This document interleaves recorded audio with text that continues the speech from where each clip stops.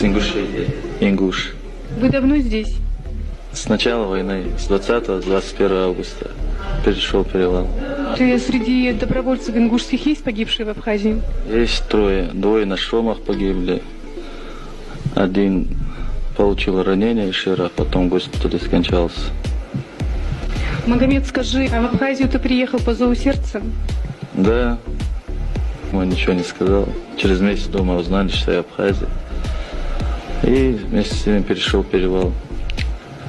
Был муж Нехватского в батальоне начала. Про Абхазцев я что могу сказать? Это про муж Нехватского. Но я в лице его за Абхазию говорю. Побольше таких командиров войну бы давно закончили.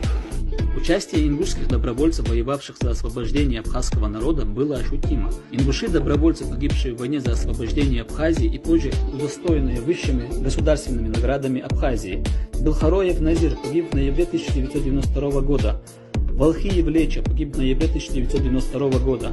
Шадиев Руслан погиб в январе 1992 года. Евлоев Ибрагим июль 1993 года. Раненый попал в плен, был зверски замучен и убит грузинскими военными. Ужахов Руслан погиб в сентябре 1993 года. Торшоев Беслан погиб в сентябре 1993 года. Киев Адам пропал без вести. И это только список ингушей, представленных высшим наградам Абхазии.